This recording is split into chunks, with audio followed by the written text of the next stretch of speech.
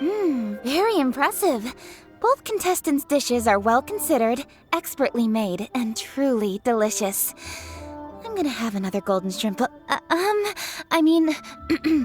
shall have to sample both contestants' dishes once more before I can reach a verdict. Now, Xiangling has taken an interesting approach here. She's chosen a cold dish as her main. I have to say, that's a bold move. It's also a unique take on Jueyun chili chicken. Although the dish as a whole is served cold, the chili peppers have been stir-fried, and so they're still just a little warm on the inside. You get a nice crunch as you bite in. Then you get the spiciness and warmth all coming in together, and then just a hint of that wonderful pepperiness to top it all off. It's quite simply extraordinary. This Adeptus Temptation is quite exceptional. The triple layer consomme is also a very superlative contribution. Excellent flavor, well balanced between sweet and savory. Yes, the standard is very high. Judges of the select panel, I will now ask you to consider your votes carefully before writing them down and handing them to me. Also, the organizing committee has selected today's audience judges, and they are now evaluating the dishes. Everyone who's been lucky enough to sample today's dishes, please consider and cast your vote independently. How are we not involved in this? Why didn't they pick us to be judges? Paimon has buckets of passion and oodles of expertise when it comes to food. If they don't want Paimon, it's their loss. Oh. Yippee! For all the chefs there are in the world, and for all the amazing dishes they can cook, the fact remains that you're the one who treats Paimon the best. Thank you all for waiting. All votes have been received and counted, and the results have been returned to Ningguang. I now invite Ningguang to take the floor and announce the results of the Masterful Chef's Finals. It is my pleasure to announce that the winner of the Masterful Chef's Finals is...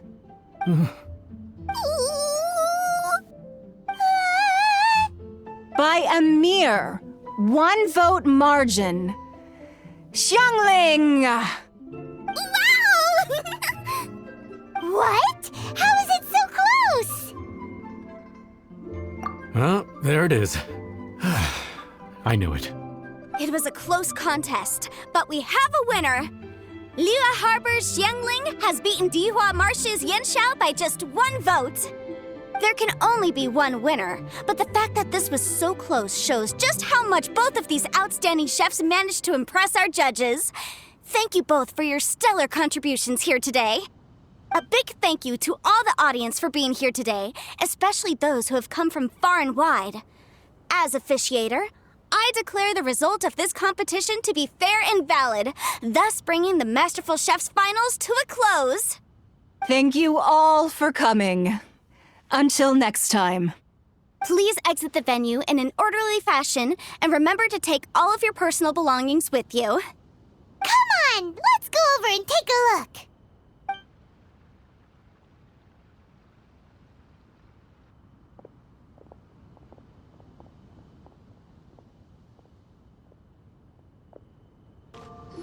Looks like I won this time, Yanxiao. But I'd still like to try your dishes, if that's okay. Sure, I'll have a try of yours too. Truly exquisite. No doubt in my mind why you're the winner here. This Adeptus Temptation is really good. It's so fresh, I'm almost moved to tears. Well, just goes to show that you have a taste for the finer things in life. No, you've got me all wrong. We're just a small neighborhood restaurant too, so I totally understand. Food is life, and customers are at the heart of all food culture. So humble food cooking is not to be looked down upon. Is that right? Huh. I'd heard you'd gotten famous for your experimental approach to cooking and were all about fancy and exclusive foods. Never realized you'd done your time in a small kitchen too. Well, there you have it. All the greats come from the smaller places. The same goes for you. You can't work in an inn kitchen unless you know how to consistently please customers. It's no wonder your food is so top-notch. You're the kind of competition I'm glad to have. Let's stay in touch. Maybe we can find some time in the future to trade tips. You got it. And next time we meet as competitors, let's both be even better than we are now. All right? Deal. Traveler, Paimon! Thanks for coming. Did you get to try the food? Don't even go there. Paimon's still peeved. I can't believe it. You didn't get picked? Well, never mind. Don't get mad. I'll make some more for you when we get back. You will? Woohoo! Great! Oh, the organizer said that Yenshao and I need to go register our delivery addresses. Apparently, they're gonna deliver an exclusive ingredients package and the prize money at a later date. So I need to get moving. I'll come find you guys after. Xiangling seems really happy. Good for her. Looks like Kuching and Ningguang left already. As the organizers, they must have gone to wrap up some last-minute things. Let's go ask them for an update about the statue.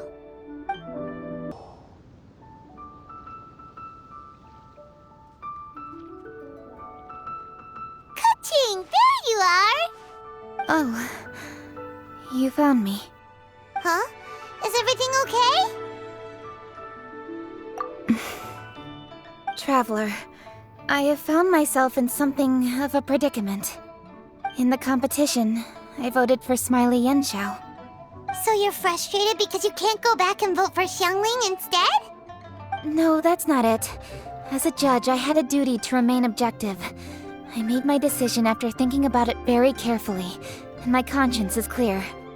Xiangling is my friend, so by rights, I should be honest with her about this. But, as you know, I voted based purely on my personal opinion. As a contestant, Xiangling may not be able to appreciate this, and I do not know how to deal with people of her temperament. I just don't know how to break it to her. It's no big deal. Just say it however comes naturally. Xiangling of all people isn't bothered about that kind of stuff. And anyway, she still won in the end. Oh, hey, here you are. I've been looking for you for ages. Xiangling, there's something I need to tell you. What is it? My grandfather always said to me, in contests of food, always follow your heart. Which is to say that in gastronomical disputes, or indeed competitions, one must cast their vote for the party that they agree with. This decision must be based on one's honest thoughts, not influenced by any external factors. Of course, that was just my grandfather's opinion, but I have to say, I am inclined to think he had a point. So, despite the fact that I am your friend, I cast my vote for Smiley Yenshao's Adeptus Temptation. Well, maybe it was. I like golden shrimp balls. Is that a problem? You were acting so serious that I honestly thought something was up. It's fine. Doesn't bother me one bit. Huh? You voted for who you wanted to, and that's totally okay. In fact, that's exactly how it should be. Otherwise, how could it be a fair competition? So, you made a point of telling me. Is that because you were worried that it made you a bad friend? Don't be absurd. Didn't I say already? I love this about you. You're just so conscientious about everything. Half-baked feedback just isn't meaningful to me at this stage. Seeking reassurance is what novices do, and it's been a long time since I was a novice. The way forward from today will only get more challenging, as will the dishes I'll need to cook. Honestly, I'll meet friends like you along the way. You have a strong sense of responsibility, Kuching. But you know, not everything is always about responsibility. Yes, you're a Qixing, but you're also you, Kuching. When you're with friends, you don't need to think about everything so thoroughly. You know that's what Ningguang's like, right?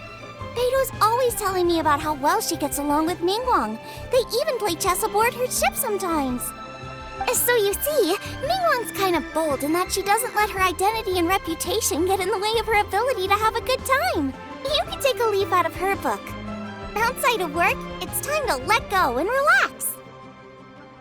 Traveler, Xiangling, anyway, what are we standing around here for? Let's go and check on the status of the Stove God statue. Oh, yeah! Paimon had nearly forgotten about that. Let's go see. How strange. It hasn't changed one bit. This doesn't make any sense. We cooked our hearts out. Does this mean the competition wasn't enough to awaken the statue? Oh well. I suppose it was simply not meant to be. Yeah, we've waited this long already. There's no harm in waiting a little longer. Right, Xiangling? Yup, there's still time. Let's be patient. We'll all see this through together. On another note, I have some good news for you, Kuching. Things are looking optimistic for that recipe you gave me. Master came by before the competition and filled in the parts that were missing. So now I'll be able to cook it. In fact, I'll go find somewhere to make it right now. Wait here. Xiangling. Oh, and Traveler, could you come with me? Huh? You only just beat Smiley Yanxiao. You think you're up for challenging us already?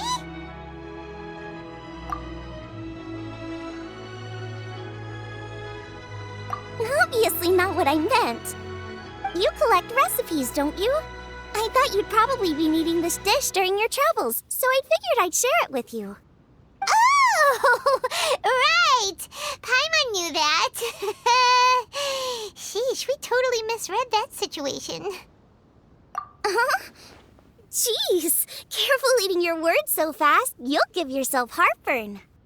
What are you staring at me for? Go on, get on with your cooking.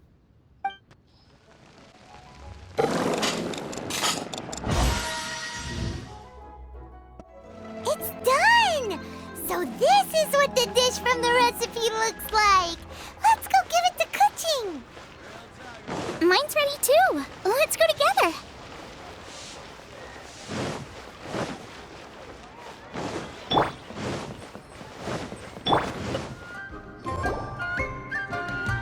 We're back! The Traveler and I made one each. Here, have a taste while it's still warm. Thank you. Don't mind if I do.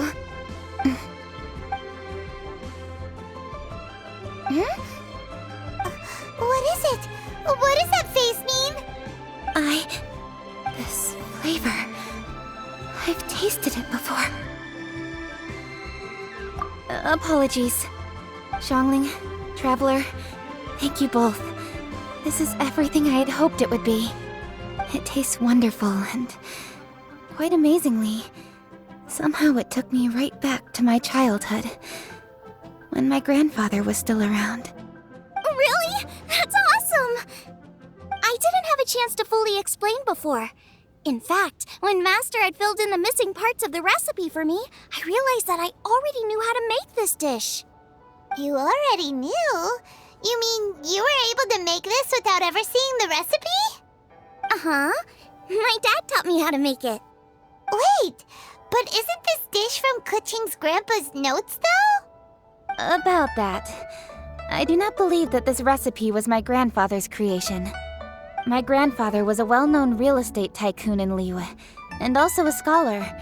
He was an avid collector of old books and was quite knowledgeable on many of Liyue's customs and traditions that are no longer practiced. As a child, I used to spend a lot of time with him in his study. We'd read the classics together, then debate how much of it was actually genuine, and whether Rex Lapis was real or not. He used to say, books are just a bridge that bring us a little closer to history. It's up to those of us in later generations to ask these questions, search for the answers, and decide what they mean. Since then, my grandfather has passed on, and I've grown up to become a Qixing. My views on Rex Lapis have changed in this time too, from myth to reality. For me, The name Rex Lapis is inextricably wound up with memories of my grandfather. Whenever I see his name written down, it always reminds me of sitting in my grandfather's study, seeing all of his notes. As I said earlier, this recipe came from those same notes. It's an ancient dish that he was trying to restore to its original form. But, unfortunately, without the full recipe, he never quite succeeded.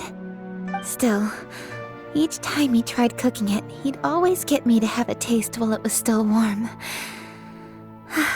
The memories. This really is the taste of my childhood. Ancient dish? Are cornbread buns really that old? Well, at least in my family it is. My dad learned how to make it from his dad, and supposedly it's been passed down that way for generations. We call them chili mince cornbread buns. They're a traditional folk food snack, easy to pack up and take with you on the road, so they're the perfect thing to eat on the go. La la la. Seeing Guoba just reminded me of something. I actually made this dish on the day I first met Guoba. How did you first meet? It was in a cave in the mountains.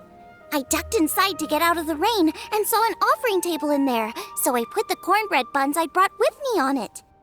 Then I ended up falling asleep, and when I woke up, I found out that Guoba had eaten every last one. Guoba followed me around ever since. We're practically family now. Hold up! Stop the conversation! Look! The stone!